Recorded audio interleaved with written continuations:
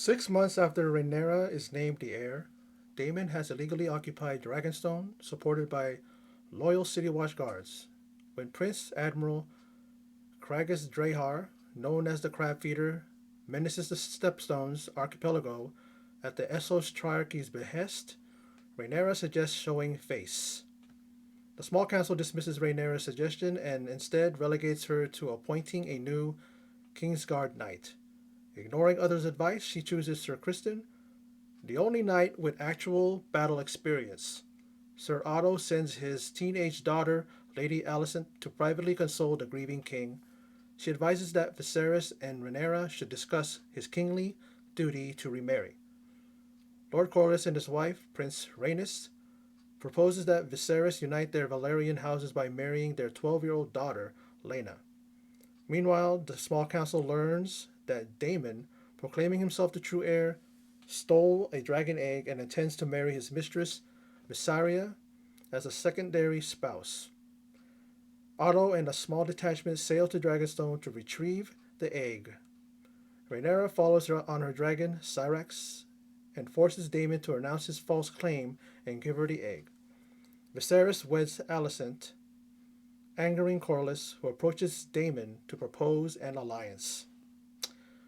Thanks for stopping by the Surge T channel. I'm Surge T, and that is the synopsis of episode 2 of House of the Dragon. This one's titled The Rogue Prince. I'm sure that is in reference to Prince Daemon, who had the balls to not only claim that he is to marry his mistress, who is a whore, but says that she's pregnant and that that's going to be the heir, I guess. You know? I mean, why would he lie about that? Why would he do that?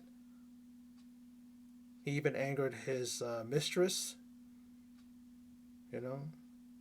I don't think she had any intention of doing that. She came to him in order for her no longer to be in fear.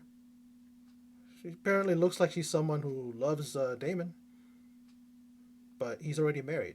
This is going to be his secondary wife. You know, it's one of those things where he's beginning to show truly who he is. We all know, we have a hint, we have a clue, we have a hunch as to what his intentions are. And this episode was very, very, just a lot. It was very tense. There's a lot of, you just kind of just on the outside looking in, and we look at Daemon and what his intentions are. I mean, he knows that he pretty much is runner up. He's not the heir as long as, you know, as long as Rhaenyra is alive. I mean, think about how she rode in on Syrax when Otto, the hand of the king, takes not only Sir Criston, but he takes about 20 or so men. And they go there. They're going to confront Daemon and the Watch there, and pretty much saying that you're going to come with us. You got to deal with the king, because he pissed off Viserys. I mean, he's claiming still that he is the heir, is Daemon, and I don't understand it. you know, he even insults his own brother, saying that his weakness is being a king. This is when he was talking to, surprisingly, talking to, Corlys, who comes to him and says, "Hey, man, we need to get together. We need to do what we got to do," because it turns out that even Corlys was passed over by his older brother, who was a king. Daemon didn't even know that. You know. So they're gonna get something going, and the way she rode in, like I said, on her dragon, of course, reminds us of Daenerys. And she goes in there and she just wants to just make sure that there's no bloodshed. She goes up to him and pretty bravely just says, "I'm the one that's in your way. I'm the one that's standing in your way. So, what do you want to do about it? The only way you can be the heir is to kill me. I'm the one that's in your way. Go ahead. Go ahead and kill me. I mean, she stands right up to her uncle. And he pretty much just turns around and then just flips the damn egg behind his back, or, and then it goes right into her. She just gashes it, boom, right there. And they put it in this little cauldron, whatever it is that they had, and they go off. You know, her dad's mad at her because she just kind of went against his wishes, but she's very headstrong. You know, I don't know about you, but Rhaenyra is someone who you can see that she's not. She doesn't appreciate when she's there, and she's pretty much a cupbearer at the small council, the meetings, and she's hearing these guys, and she comes up with suggestions and things like that. But then they kind of brush her off, especially her dad. I mean, her dad pretty much told her, "You're still young. You don't know a lot yet. You're going to come into your own and understand this stuff, but you got to understand that it's done a certain way." But she's not going to listen. You know, look how she is. Look how she is, right? You know. All the while, her friend, Alicent is secretly meeting with her dad and talking and all that stuff, and it looks like they're getting close. And I believe she's probably the same age as Rhaenyra is. And Rhaenyra's 15, so she's 15. Speaking of ages, and I know this was a thing back in that time, the olden days, where they got child brides and stuff. But I looked at, what do I call it? Their daughter, Lena. She looks like a little child. She doesn't look like a young girl. She doesn't look like a teenage girl. She's when they proposed that, and he was walking with their daughter and walking down the little pathway there, and I'm going, who's this little girl? I'm like this. My eyes like this, like that. That's who they want to marry, off, so that they can, you know, combine their houses because they're both of Valerian blood or something like that, and they want to make their houses stronger. And I'm thinking, gee, I wonder why he turned that down. I guess he's one of those kings who has morals, and he's somebody who's not going to take a child bride. I mean, yeah, I mean, is it any better that he wants to? He decides at the towards the end that he wants to marry, and he's going to marry Alicent. Alicent's probably like 15. I don't know. I don't know how old is she. How old is Alicent? I don't know. I'm pretty sure she's around the same age as as Rhaenyra.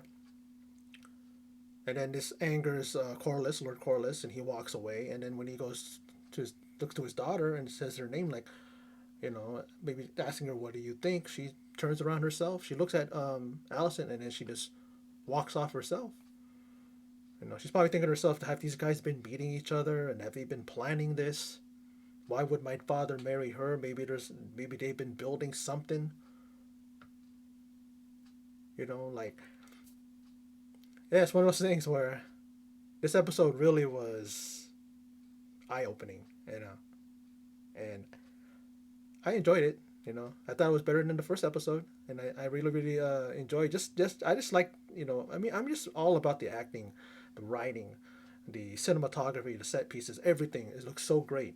I love how when they open the show has that opening thing where you're going through castles and all that stuff and seeing all these little animations, and it's showing the different locales in this series. Just like with Game of Thrones, they're showing the different the different thing Targaryen and Stark and all that stuff, right? And here it just one has the same music.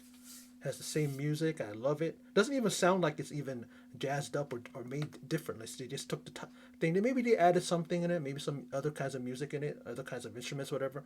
But it sounds the same as Game of Thrones. I don't mind that. I love that theme song. I think it's great. It fits this, and of course maybe that's why they should use it because it's connected to Game of Thrones. It's connected to that timelines 200 years, in the past, of course, before the whole thing of what happened in Game of Thrones. But I enjoyed that. I enjoyed the opening sequence. I enjoy just being much. I'm just like interested in seeing where Daemon is going to take this. Now that he's going to seemingly form an alliance now with Lord Corlys, who of course approached him, talking about being second sons, second pretty much playing second fiddle to the kings, and it's our time to take this, take the bull by the horns, if you will, and let's you know, make things happen. Let's stir shit up. Let's take what's ours. Um, but we've seen in like previews and even in trailers where you see that Daemon is. I see him with Lord Corlys's wife, right? You see them. I guess they're going to be conspiring together as well. I'm just thinking about the bloodshed and stuff like that. You know how it is in Game of Thrones, where if someone's in their way, they're gonna kill that person. There's going to be betrayals. There's going to be some shocking deaths. I'm pretty sure in this thing. Who is going to survive the first season? Like I said before in my last thing, my last recap, I said is Viserys going to make it past the first season, because of course Ned Stark didn't make it past the first season in Game of Thrones, and he was one of the best characters. A lot of people you listen to a lot of people in their recaps and reviews and all that stuff, and even people who write articles. He was like a favorite character that a lot of people didn't want to see die. There was a reason to do that, and it kind of set a lot of things in motion. His death kind of did that, and then you're looking at Viserys. He had that thing on the back, that open sore, sucking thing, like coming, all pussy and everything, right? And then he had a finger, right? He had a finger. I believe maybe it was his index finger, and it was kind of rotted at the tip. And then the Lord Maester, the one who has all the concoctions and the pills and whatever you call it.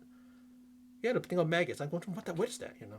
Because he scooped it up. I thought it was just some grain or something, but then he scooped that up, and then you see the thing moving, and he goes, "Yeah, put your finger in there. We're going to try this, and they're going to eat the rotted flesh, or the flesh that's dead, or whatever you want to call it, and it may stop or slow down the rot, like."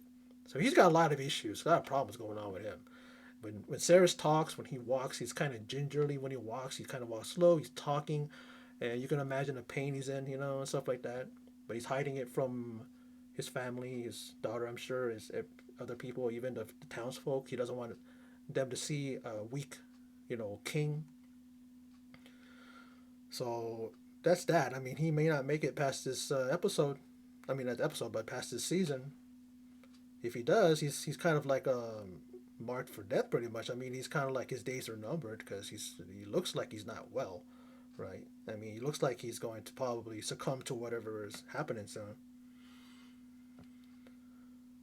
But we'll see. I mean, it's interesting. Daemon and his brother, he thinks he's the heir, not according to the king, not according to his council. The small, those guys. I mean, so we'll see what happens in the next episodes and beyond until the end of this first season. So far, so good. I am enjoying it, and we gotta wait till this whole series is over, and I don't know how many seasons it's gonna go, and then that's when you can kind of make comparisons with Game of Thrones. I'm still leaning on Game of Thrones, but this is because Game of Thrones has come and gone, and I already know what happened, everything that happened, despite the controversy, despite the way that it ended, the 8th season and all that. We can get into that and all that, but but so far so good. I'm enjoying this season so far. 2 episodes in, and I'm invested. So we'll see what happens in the next episode. But well, that's my video. So for those of you who stopped by and checked it out, I appreciate it. And in closing, as always, take care.